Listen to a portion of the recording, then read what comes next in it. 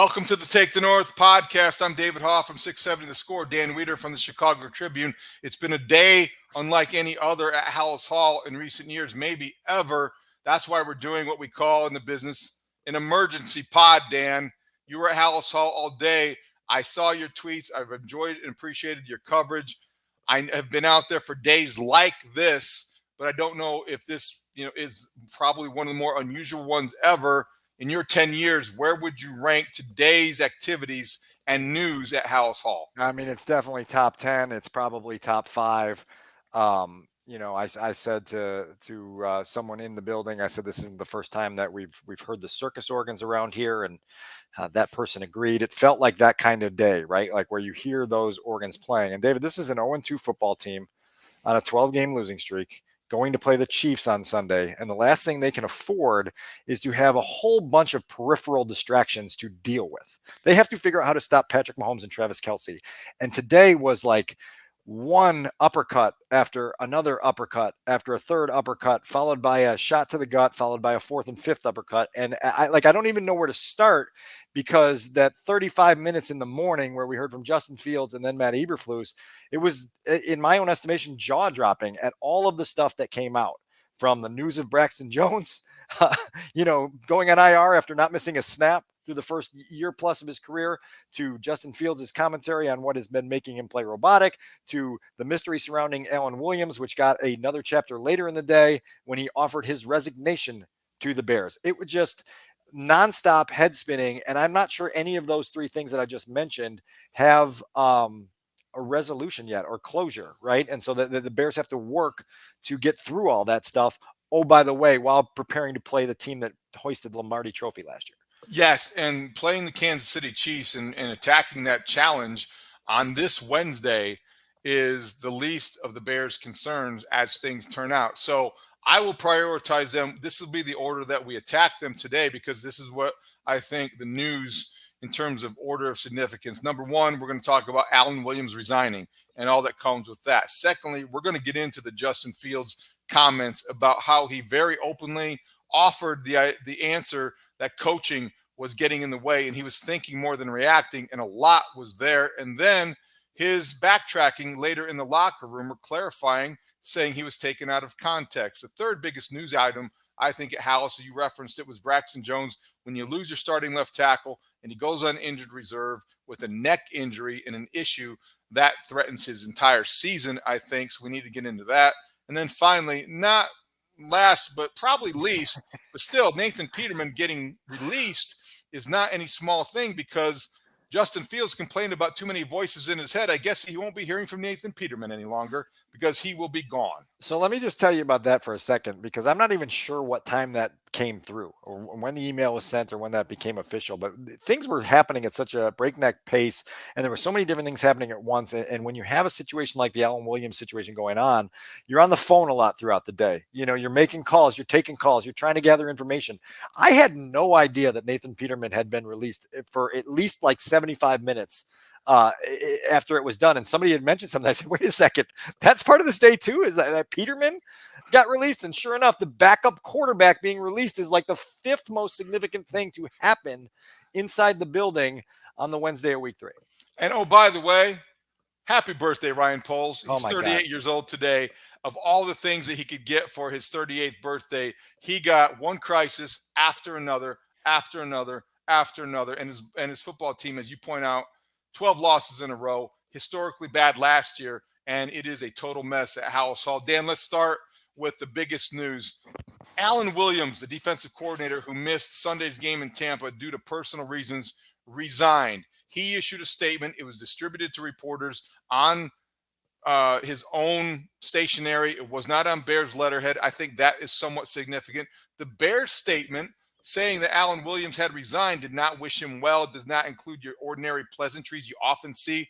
There's more to this story. His attorney, which was hired hastily today to represent him, and he appeared on The Score, Andrew Stroth, said that there was nothing to the reports on social media pertaining to a raid, pertaining to any criminal activity. So he was going to attend to his health and to his family. But the bottom line is that Alan Williams, the defensive coordinator of the Chicago Bears, out the door under some very very mysterious circumstance. Yeah, so I'm going to try to be as careful as I can with this subject because, as you know, it's just really hard to share what you know and what you don't know in a way that doesn't further speculation. And I think obviously some of this story got kind of wild with the way that the speculation mushroomed on social media, and then when it gets shot down in other departments, now you don't know what to believe and what not to believe. There's a fundamental tenet of journalism, right, that says if your mother says she loves you, check it out. And basically, it's like, don't take everyone at their word. I will tell you that the statement that came across our desk today, handed out by Bears Public Relations late in the afternoon, is something that the Chicago Tribune is going to check out. Okay, like that's the way I'm going to put it, because Brad Biggs and I, for 3 days leading up to today, have been on the phone. We have been talking to people. We have been collecting things that have been chatter coming from inside the building and elsewhere in the league. And there is something here that deserves to be checked out. Andrew Stroth was someone that I spoke with this afternoon. I appreciate him uh, putting his voice on things. When I asked how long he'd known Alan Williams, he declined to offer that. Um, maybe so I can't. Look, I'll stop there because I don't want to say something I'd regret Sure. there. But obviously, David, and you've been at this long enough and responsible at this long enough to understand that like this is far from finished being reported, and so we will just continue to have our ears open, our eyes open, our feet on the ground, and try to find out more And we what we can both have find been out. communicating with our buddy Brad Biggs at the Tribune, who is as respected as anybody on that beat. And I just And want to connected. and connected, absolutely true. And both of you have a lot of contacts throughout the league. But I just want to reference, as you point out, Brad's tweet from Wednesday afternoon, which says lots of speculation about the status of Alan Williams. This was before the statement and the resignation. And Brad says this: I can tell you for the last 3 days, we've been operating under the belief that his absence has not been related to health or a family matter.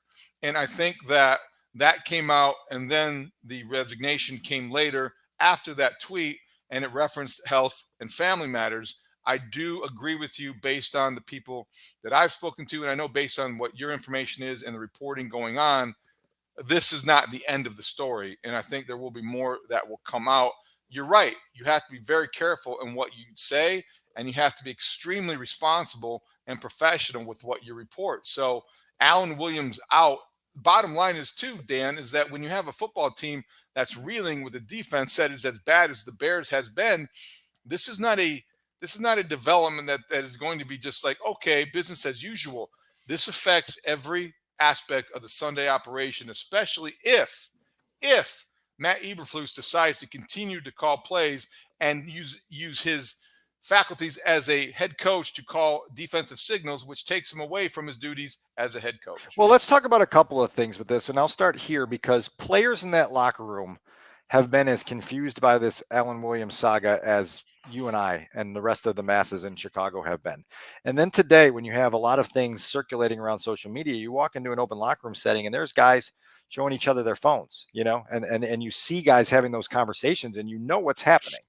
People are trying to figure out what is true and what's not, and what is going on with the guy that was chosen to run our defense. And I talked to DeMarcus Walker for a few minutes, and he said, "Look, like I'm trying to learn as much as you guys are trying to learn."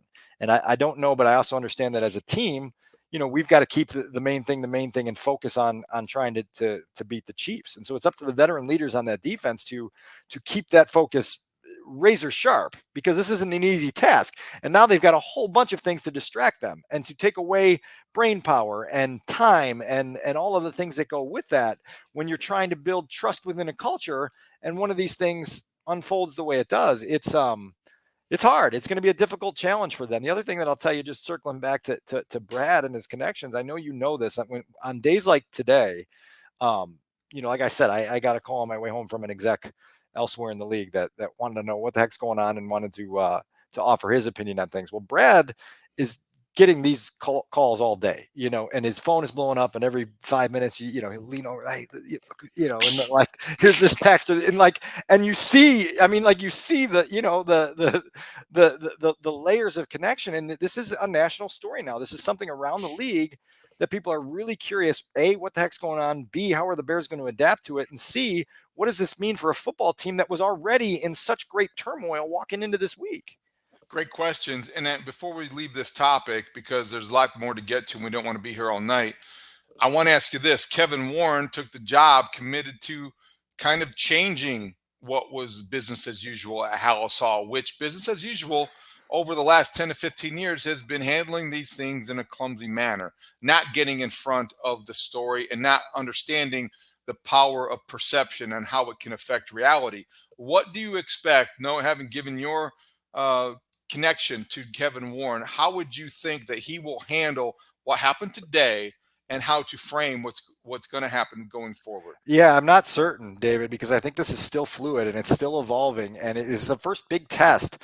Obviously, not only for Kevin, but for the people that work under him to kind of show what they're made of as he kind of evaluates the entire building. And I'm not sure that like you ask about days that felt bizarre or similar to me, like the Jeremiah Ratliff day back in whatever year that was, in the 2016, somewhere around Yeah, there, where you had a Fox era. police presence at Halas Hall, and then we didn't find out till a couple days later why the police presence was so heavy, and it was because they had a disgruntled player making threats on people upstairs in the building, very serious threats, and you're like, whoa, my God, like this is a lot for even an accomplished team of cleanup experts to handle. Well, now this is a similar situation where the layers that seem to be involved in this Alan Williams situation are deep enough that it's going to require a sophisticated, coordinated effort to handle, to message properly, to keep within your bounds. I joked with our friend Kevin Fishbane on the walk out to the parking lot on Wednesday night, David, that we need the Daily Northwestern involved in this. you know, Because like I bring that up, part jokingly, but just for the understanding of, like, you have to understand in this day and age that the desire to make things go away quickly doesn't always make things go away quickly, and no one can testify to that as much as people involved in the Northwestern football program can with what happened to them this summer. it's a great point and example, and I also think it reminds you of that boy, and it makes me wonder: does it always have to be the extreme? This does seem a very extreme thing, that all of these rumors surrounding this story, and you wonder where it's headed. And it does remind you, it just starts with one report and then it mushrooms from there. It reminds me in terms of, and I asked you the question, I can answer it myself. Before you arrived, way back, and I think it was during the Tank Johnson era, Mm-hmm. but his house got raided by the FBI for guns. And I was around when Sam Hurd was arrested Yep. for, I think, dealing drugs and caught at a sting at O'Hare. At a Gibson's, right over by the airport. Yeah, by the airport. And I go way back to when the late Brian Robinson was involved and arrested in a very uncomfortable situation, and I can remember having to go to his locker and ask him some very uncomfortable questions. But whenever there's the presence of somebody that is, or a story that's beyond football, it can get messy and it can get complicated. And I think that's where we are today as it pertains strictly to the Alan Williams resignation. The other part of this is we're 7 days into Alan Williams' absence from Halas Hall, and at no point before today did they give any sort of indication that this was family related or health related, right? And they had multiple opportunities to get people to stand down on that. And they had multiple opportunities on the record. They had multiple opportunities off the record, and no one did, right? And so your antenna as a journalist tells you, keep digging, keep going. There's more here. Yeah, so that's part of it, and like, yeah, I'll stop there because again, I know we don't want to get ahead of ourselves. But last point, as it pertains to the mechanics of calling plays and being the defensive coordinator, do you expect quickly anyone to get promoted, or B, if not promoted, who will handle play calling duties against the Chiefs or maybe for the rest of the season? Against the Chiefs, it'll be Matt Eberflus. He indicated as much on Wednesday that he will stay in that role for this weekend's game. I would assume that he would stay there. Now, he has multiple times now referenced John Haugh, friend of the podcast and former David Haugh mentor, right? And Andre Curtis, the safeties coach, as two veteran coaches who he really respects and is able to lean on in a higher capacity, given that now he is going to be spread a little bit more thin than he'd like to be as the head coach of the Chicago Bears. And so there are mechanics to this where you said at the outset, the Bears have a struggling defense. Well, they also have a struggling offense. And now if Matt's going to take full ownership of the defense, you got to have people on the other side of the ball also that you trust to be able to handle that without the head coach's input being as heavy. What a mess, David. What a mess. And again, as several of us in the building said today, you look down at your calendar and you go, it is September 20th.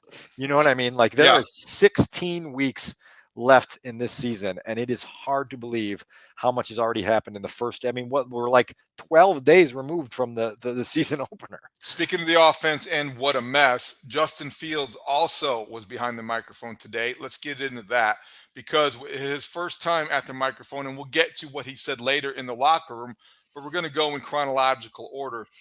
Dan, Justin Fields essentially acknowledged that coaching was a problem. We'll hear from him in a moment.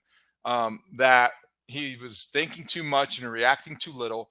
And one of the problems with his performance against Tampa was that it was too robotic. And I think those were his words. And that next week against the Chiefs, he's going to start to say, oh, F this, I'm just going to do what I feels naturally or something to that effect. First of all, before we get to the audio of Justin Fields, we're going to hear from him. What was your initial reaction as he was saying this in real time? Jaw, floor. Just like couldn't believe it because the entire availability began with probably the most vague question asked by Patrick Finley of the Sun-Times, which is essentially like, tell us what was good in the game against the Buccaneers and what was bad when you reviewed it. Okay.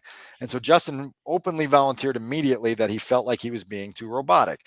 That felt like something that before he walked into that room, he was preparing himself to offer up and acknowledge that this has been a little bit clunky for me recently and it has been robotic. And we were, I think, maybe 2 or 3 questions in. And I think it was Cassie Carlson of Fox who directly asked Justin about the reasons, and so we'll get into some of the audio here in a minute and react to it. But you had a very free speaking and open Justin Fields, ready to spill some things. And I guess maybe we'll hear it first, and then I'll tell you a handful of things that I would react to. So he spoke for 12 minutes, and this was the first thing that got the most reaction. We're not going to hear all 12 minutes, but this was enough to give you an idea of why it feels like to some people he lit a match. It at least created some sort of controversy and maybe a little bit of fires of controversy he tried to put out later. This was Justin Fields in the morning. Coaching, I think. But, at the end of the day, it makes it, they're doing their job when they're giving me, what to look at and stuff like that. But at the end of the day, I, can't be thinking about that when the game comes. I prepare myself throughout the week. And then when the game comes, it's time to play free at that point. So, just thinking less and, playing more. Hey, Justin, we've heard this before from other athletes. There are just too many coaching voices in your head at this point that you're trying to process so much. Is that part of what you're saying? I don't think it's too many coaching voices, but I just think when, you're fed a lot of information at a point in time and you're trying to think about that info, like when you're playing, it's like it doesn't let you play like yourself. You're trying to process so much information to where it's like, if I just simplified in my mind, I would have did this. Like I saw a few plays on Sunday to where if I was playing like my old self, like we would have had a positive play. Like there would have been, a few more third down conversions. So I think that's the biggest thing for me is just, playing the game how, I know how to play it, how I've been playing it my whole life. So that's what I got to get back to doing. For full context, Dan, Justin Fields was the one that introduced coaching as the reason or a reason why he didn't play well against the Bucs. Yeah. And it was, like I said, it was a direct response to a question from Cassie Carlson, which essentially asked, why do you think you are thinking too much when you're playing all of a sudden? And he said, I think coaching probably, or whatever the direct quote was there. And so he offered that up, right? And then that became the theme of the entire 11 and a half minutes. And we surfed through that 11 and a half minutes. I will tell you, to a man, to a woman, every person that stood up when Justin Fields was done kind of looked at each other with the like, oh my God, like, did that just happen? It's week 3. And it feels like the starting quarterback just put the coaching staff on blast for some of his struggles. Now, I don't know if Justin intended that or not. I think in sorting through everything he said, you can make the argument that it wasn't intended to come across as harsh as it was, but it was certainly intentional to put it out there right, into the world. And if it wasn't intentional, then he wasn't prepared well enough going into his press conferences, which is what one of the league execs who I talked to on the drive home today said is man, like when you're 0-2 and you are struggling to the level that the Bears are struggling right now, and there's all of this noise swirling in the outside world about who's doing what right and who's doing what wrong. The entire goal of this session today, while the media may not like it, is to go in and not create a headline. Just Not whatever create a you headline. whatever you do not bring matches in there. Move like on. there's a gas leak in there. Right. Leave your matches in your locker. Right. And Justin brought a match and he lit it, and then there was an explosion. And it was there, and I'll go on in a minute or two to discuss some of my own involvement in this story and responsibility for it. But obviously we have more to hear from Justin. But we have to make sure that we do two things here. We address the sort of mini controversy that mushroomed up here, and two, also address what Justin is saying, which is this whole desire to stop playing robotic and playing more free and more instincts. Al Wiederer, my old man, used to tell me in grade school, don't think you hurt the team, right? Like that was what I was told over and over again. It was basically just like, go out and play. And once you start letting your brain get too heavy, you're a mess. And that's where Justin is right now. And I think he's trying to figure out a way out of that zone. And at the same time, now he's sort of created this, other thing that has to be dealt with for at least 12 to 20 hours. When Matt Eberflus took to the podium, of course, he was asked about what he thought about what Justin Fields had to say. This was Matt Eberflus after Justin Fields appeared. So every week I sit down with Justin on Monday. We go through some plays, good plays that we need to talk about. And then we just sit and have a conversation. That could last for 30 minutes, 40 minutes, an hour, whatever that is, whatever we need to make sure. But I know that he respects the partnership between coaching, and player. And we want his feedback. He wants our feedback. And that's how you get to honest conversations. And, the meeting we had this week was good. It was good. He expresses, what he would like. I express what he's doing well, what he needs to work on. And that's always going to be the case. And it was a good conversation. Okay, if he says so. I don't think that Matt Eberflus expected Justin Fields to put his coaching staff on blast today, which is essentially what happened in the Chicago market. When you are the quarterback of the Bears, you have to anticipate these things. My sense is that Matt Eberflus, consumed with being the defensive coordinator, losing his defensive coordinator, probably had more important things to worry about today than to put out the fire that his quarterback started.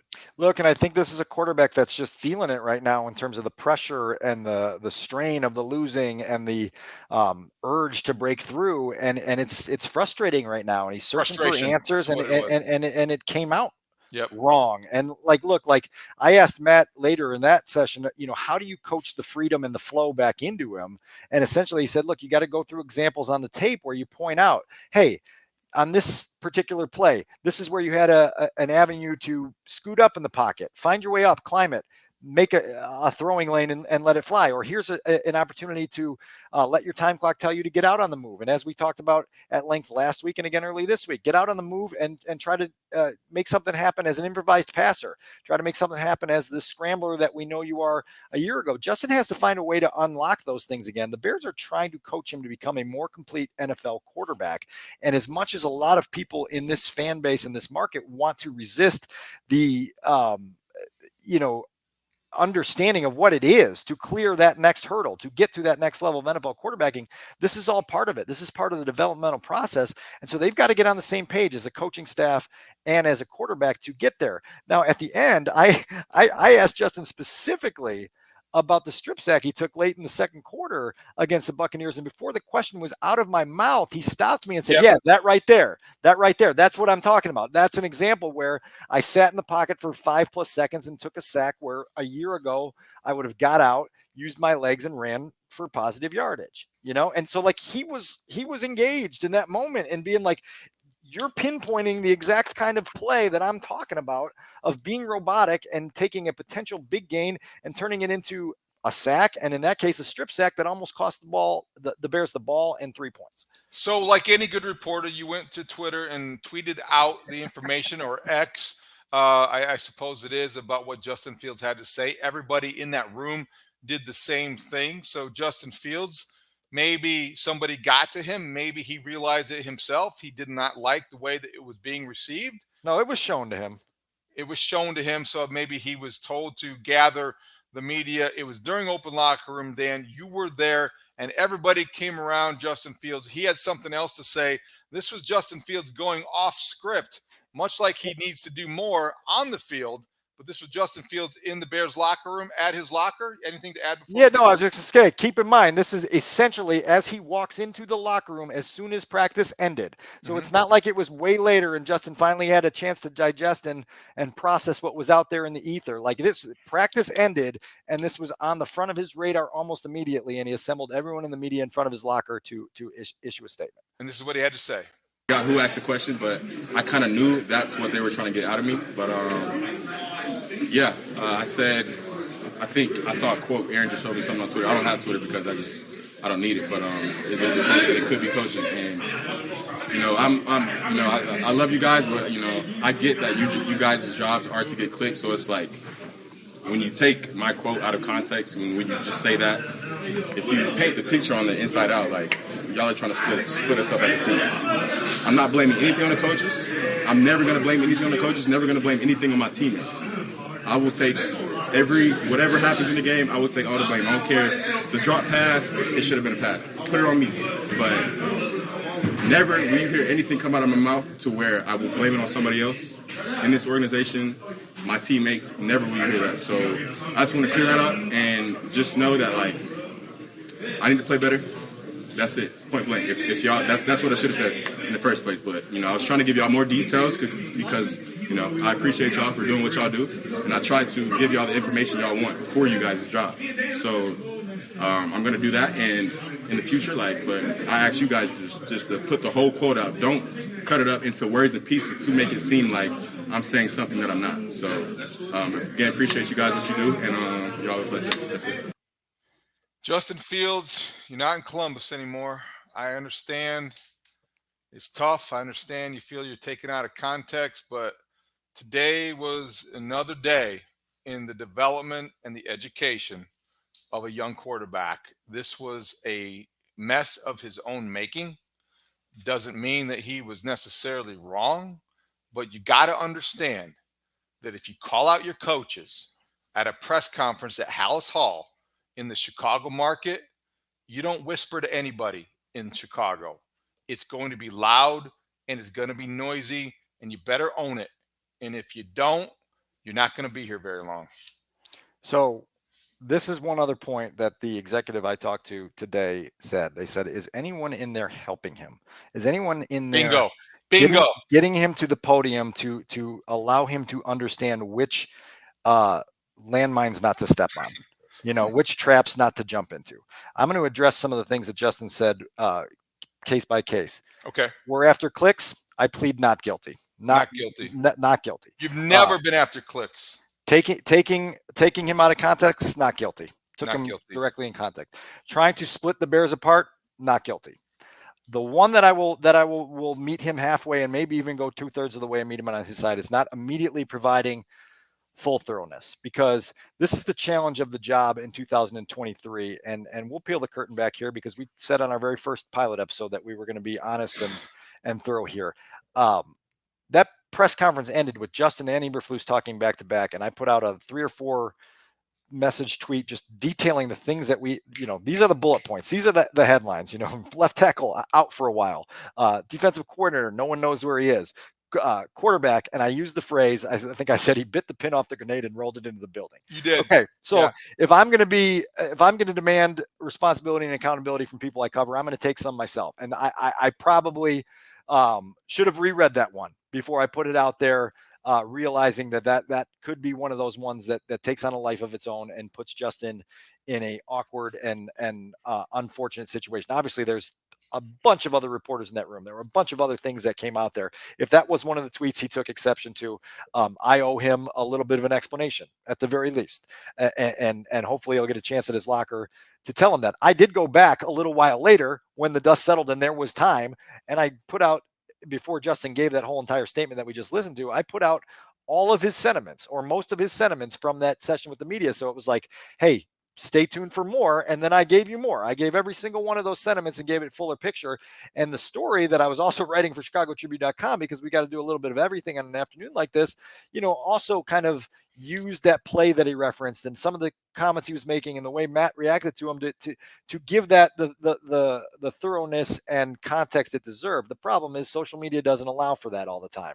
And so I probably stepped in it there with the grenade tweet, and I probably need to own that a little bit. I really do, honestly. And I don't know how you feel about that, but like I do. But I think I applaud you for owning it. From my perspective, and look, my role has changed a lot, but I've been here for a long time and been through other quarterbacks who have lobbed grenades in the direction of their offensive coordinators or head coaches.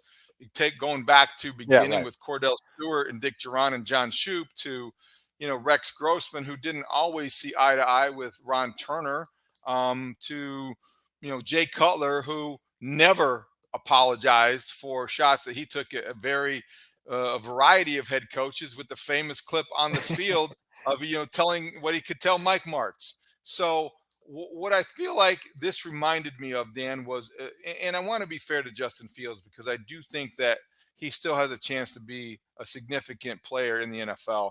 And I still think that he has a chance to even be the Bears quarterback if they handle this correctly. And I'm not sure that they can. But anyway, it reminded me of, this is one of those moments where, we still remember the day that Mitch Trubisky said that, he needs to turn off the TVs in Halas Hall. And it revealed an immaturity and maybe a flaw in him in terms of the leadership piece that every quarterback of any NFL franchise needs. Justin Fields should be oblivious to context, frankly. And I think that if he is as mature as we have portrayed him to be, then his blip at a morning press conference, when he was honest about what's gone wrong with him, what we have said on this podcast and what you have written in the paper and have said on the radio, he has been too robotic. He's thinking too much. They're overcoaching him. All the things that Daryl Johnson said in the booth in Tampa, Justin Fields confirmed today. Own it.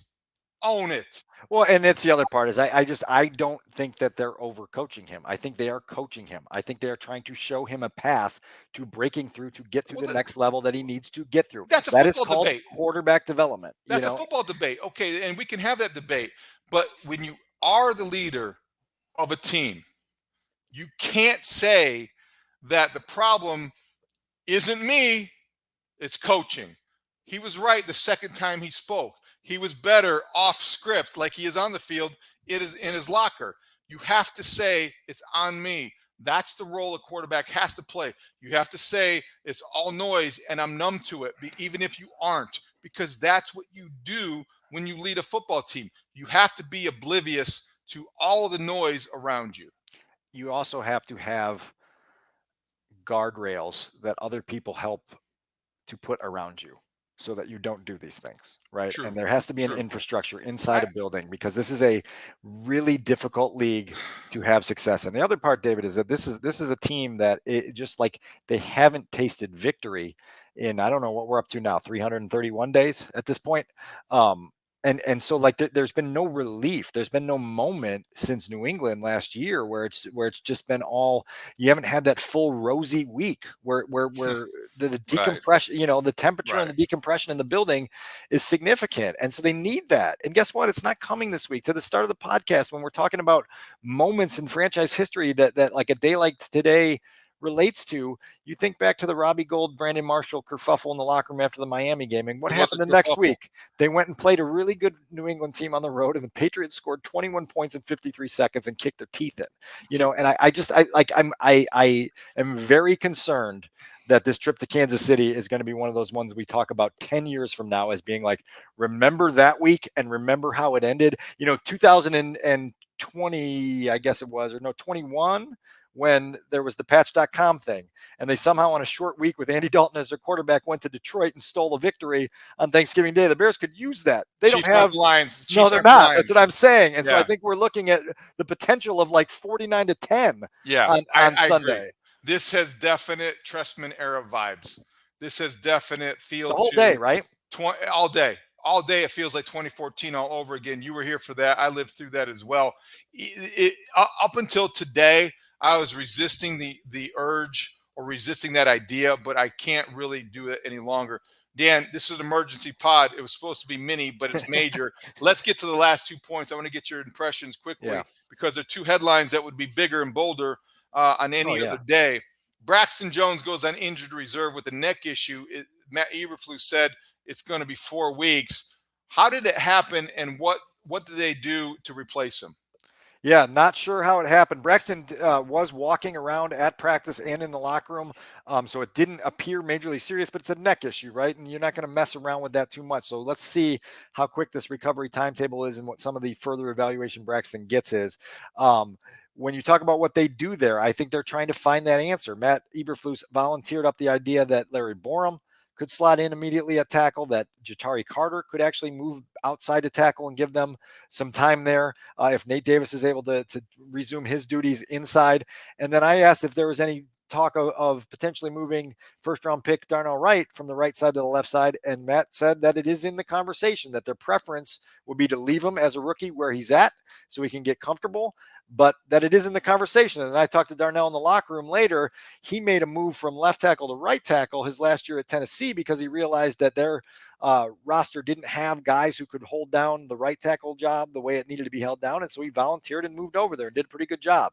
And so he's open to whatever they want to ask him. I think everyone would like him to just stay on the right side for now. But Who's everyone? Desperate, Who's everyone? Desperate Nobody asked times, me. Nobody desperate asked times me. call for desperate measures, right? And like it might might move be him, Dan. time. I might move too. him. I might too. I might move him. You drafted the offensive tackle at the 10th spot, and you're not exactly enamored with the guy who has committed 6 penalties in 2 weeks. And I know guys like Olin Kreutz says that he's playing pretty well, other than the penalties. How was it played, Mrs. Lincoln? I think that okay, I would understand why they would leave him at right tackle, but given what this season is becoming, I might try him at left tackle.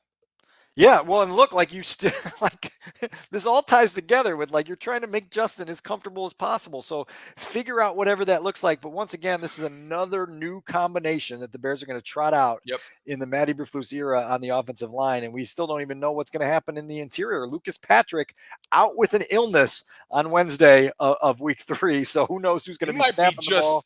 Sick of the controversy. Is there a controversy sickness? That could be a thing. If there is, I'm probably right behind him. You better get to the you better get to urgent care just to get maybe some sort of shot. Do they have a bar there? Yeah, I'm going. That's fast. the shot I need. So, all right, let's wrap up with the quarterback news of the day. Nathan Peterman released. What does that mean?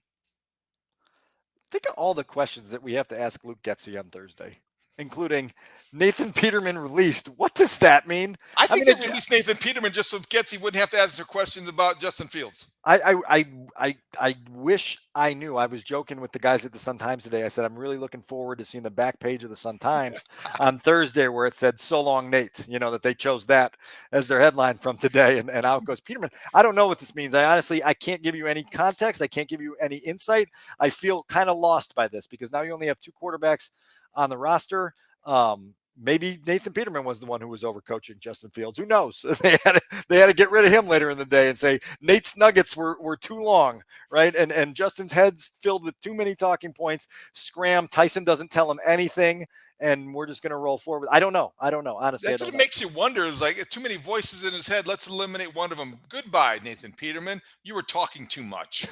I don't know. I mean, I don't know. Like, who knows? All right. So this was an emergency pod. We got to all of the main things. There's a lot going on. The situation is fluid. Be responsible in the news that you digest. Be responsible in what you might retweet out there, Bears fans. You can do whatever you want. You have that right. But I do think experience from both Dan and I tell us to be careful with what necessary you believe, and also with all of the things that are swirling out there. Just be smart in the news you consume. Be patient. That's the hardest part in this day and age where everybody wants immediate answers now. I mean, I've got Bears fans friends. My phone was blowing up today with people who needed the immediate insight into what was happening with everybody. I said, like, look, like I can tell you some of it. I can't tell you all of it. Some of it, I have no clue what's going on. And so, like, again, like we may have to change the name of this podcast to This is Fluid, I think is what you just said a minute ago. Take the North, welcome to the This is Fluid podcast. And we'll, if they don't win a game soon, it could be relinquish the North. I mean, that's a little hard thing to tweet. I mean, that's a little bit wordy. All right, so we'll be back to do our predictions with our normal time dropping Friday morning, but this is an emergency podcast. I love the idea of that because it stresses the urgency, and this has been a very crazy day at Halas Hall. Dan, great job with all of your reporting and tweeting and all the stuff. So thanks for weighing in. Adam Sadzinski, our producer, thanks for getting us time tonight to drop this. For those guys, Adam and Dan, I am David Haugh from the Mully and Haugh Show, back on the air 5:30 on Thursday morning to talk about it all again. We'll be here for you. Thank you for listening on the Take the North podcast on your free Odyssey app and watching us on the 670 Scores YouTube page. We will talk to you next time. Holy crap. Great talk. See you out there.